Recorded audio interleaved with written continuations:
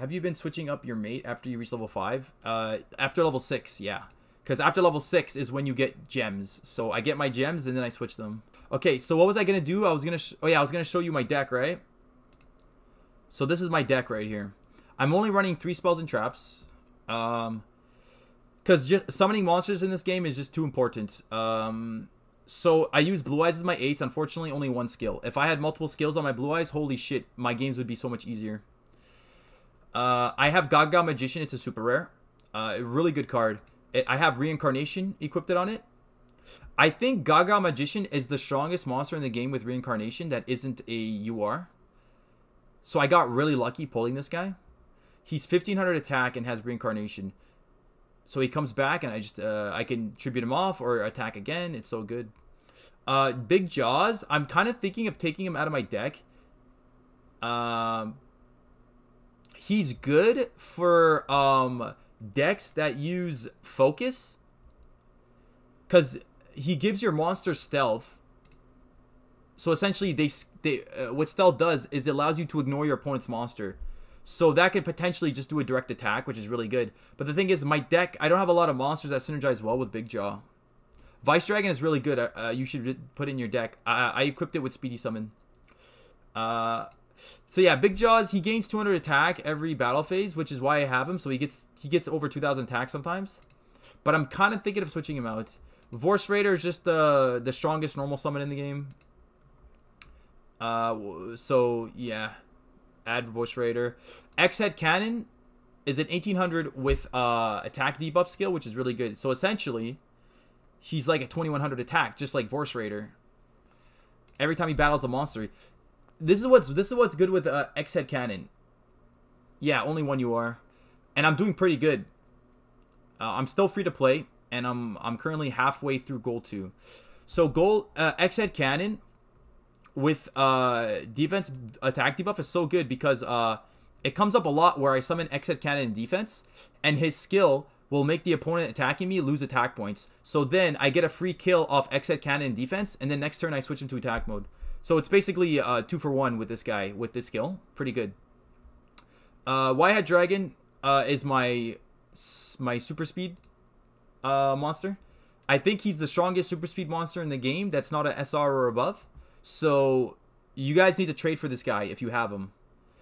He's a free-to-play card. If you guys can trade, he's definitely worth it. And especially if you're in silver and below, he's a very good ace. You should at least unlock his 2nd skill. Like I did. You don't have to unlock his 3rd skill.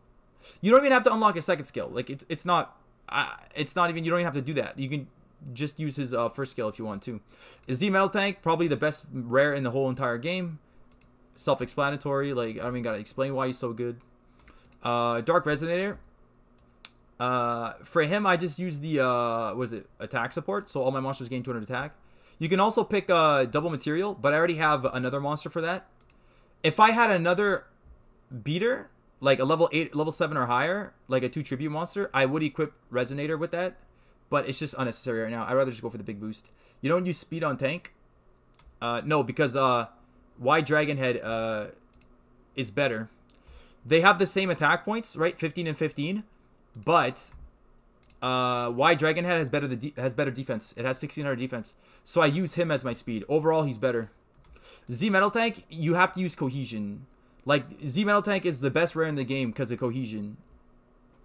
And if I unlock his 3rd skill slot, which I'm planning to do, I'm going to do 2 stacks of Cohesion plus Immunity. Z Metal Tank is just so fucking good. Red Archfiend is really good too, but only if you have Curse. So you have to unlock Curse for Red Archfiend, Mad Archfiend, because when he kills him, when a monster kills him, he basically stops that monster from moving and it can't deal damage. And he's so strong too at 1800. That does a lot of damage. Why Negation on Milla? It's for let's say an opponent has a very strong Z Metal Tank. I could use my Milla. Whether I attack it or it gets killed in defense, I can basically negate all the monster's effects. So yeah, you basically erase all the monster skill you fight. So it gets rid of Z Metal Tank's Cohesion. It gets rid of, let's say, an X-Head Cannon's attack down. so I can kill it. It gets rid of reincarnation skills as well, like Greatness said. Like, it's really good. But you really only need maybe one or like one. Like, this doesn't even really come up. But just in case, I have it. It hasn't come up much, but it could come in clutch. No Giant Soldier. Yeah, the reason why I don't have Giant Soldier is because I have this instead. Diva is essentially a stronger version of Soldier. They have the same stats, except Diva has 100 more attack. They're both 2,000 normal summons. Soldier has 13, Diva has 14. So that 100 is gonna, it comes in, it makes a big difference. And Diva is also a monster that lets you gain life points. And life points are so important in this game. You can win the duel just by activating this one time. I literally did it 2 turns ago. I think I stole second place because all I did was gain 200 life points. It happens a lot. I think people underestimate healing in this game. And you should have at least one healer in the game. And I chose this one. I use both. Diva has anti-destruction for me. I don't know why people use anti-destruction on Diva. I think anti-destruction is only good on monsters that have multiple skills. But I mean, it does come up. Like, I remember when I tried to pop a Diva and it had anti-destruction. It was annoying. So it's not a bad idea. It's for blue eyes, yeah. I like Snipe more than life point gain. I think life point gain is more better because, think about it this way. Snipe, it just deals damage. It also aggroes your opponent. So if you make someone lose 200, you're just going to draw their attention. They're going to be like, okay, this guy's fucking with me. Let me go fuck with him too.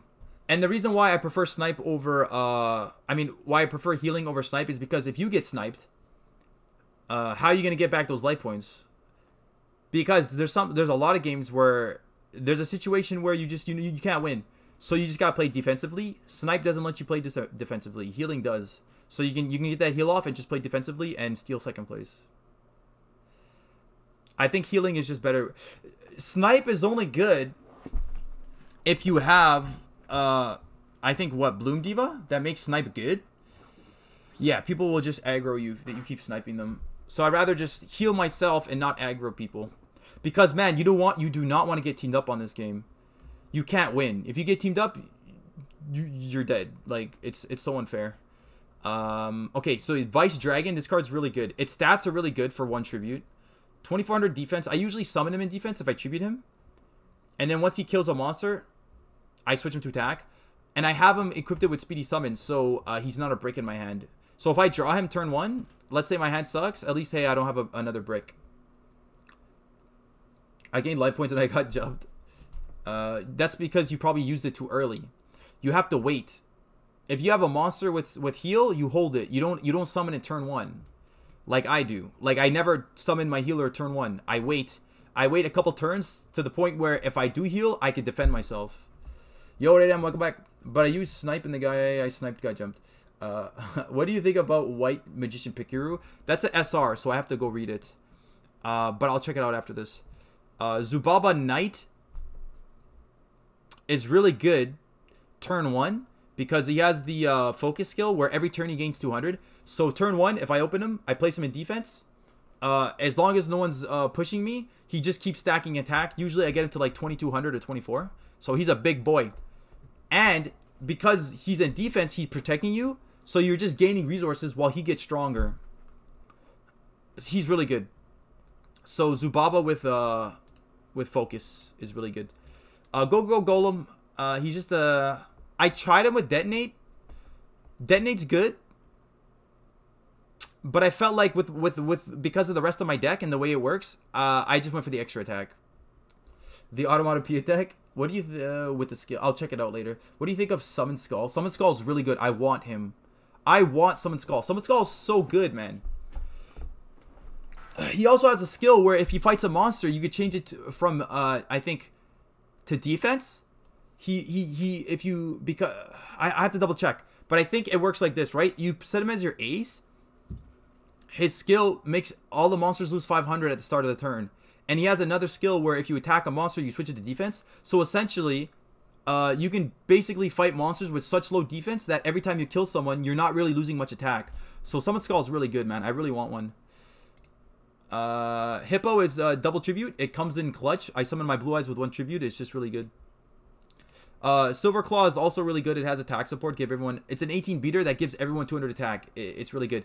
And this combined with White Dragon Head, you guys already seen it in last duel. Like I got the middle card because of it, which is also why I run Dark Resonator with the same skill. Diva, I already explained Diva, really good. And Provoke on Ram Clouder is really good as well. I'm gonna try using Pikuru. I think it's no risk. I use Golem with Detonate. I have him. He wrecks. Yeah, Detonate is really good. But yeah, like I said, with my deck I just wanted extra attack because I have everything else covered already. Ram Clouder with Provoke is really good. You guys saw it last duel. Because a lot of the times people don't read your cards. Like you have to like check your opponent's monsters and make sure what skills they have. A lot of times people don't do that. So like you saw last turn, the guy summoned Bitron in defense with only 200 attack. So my Ram Clouder with 1800 attack switched it from defense to attack mode, and then I got my direct attack off. It comes in clutch. And then Milla because there's some monsters you just have to negate. I was lucky enough to pull Poisonous Winds, which is really good for when I get teamed up on. It makes every monster in your every opponent's monster in your lane lose 800 attack and slow. So they're weakened and they're not gonna touch you for 2 turns. 2 fucking turns, bro. That's nasty. Shield and Sword, probably the best normal spell card in the game.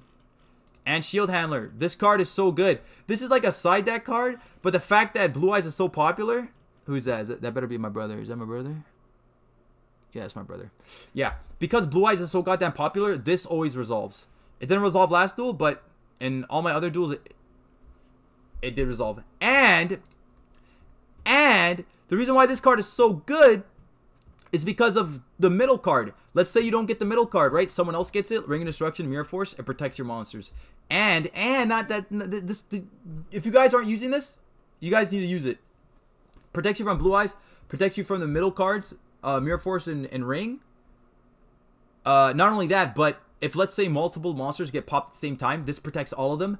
And it's not just for a turn. It's permanent for the whole game. They get immunity for the whole game. That's busted. And the last thing is if you get the middle card and it's Dark Hole, you can essentially Dark Hole your whole lane while your opponents have monsters. And then this will activate and protect all your monsters. And yeah, this is my deck. I spray my cards with perfume so I know what they are upon draw. I use the same spell in Chaps as you, but I'll use enemy controller too.